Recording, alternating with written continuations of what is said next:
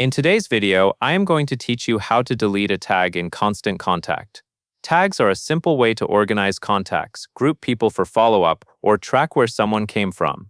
Over time, though, you may end up with tags you no longer use, tags with typos, or duplicate tags that clutter your account.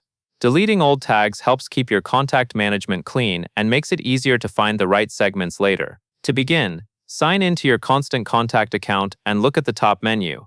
Click Contacts. This takes you into the main area where your contact lists, segments, and tagging tools are managed.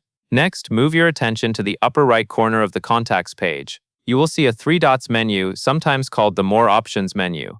Click the three dots and then select Manage Tags. This opens the Tag Management view, where you can review all tags currently available in your account. Once you are on the Manage Tags screen, take a moment to scan the list. You will see each tag in a table, along with a checkbox beside it.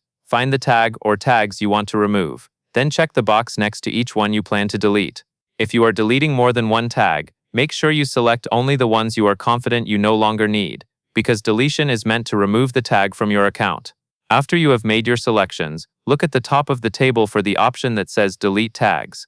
Click Delete Tags. This is the action that initiates the removal process for the tags you selected.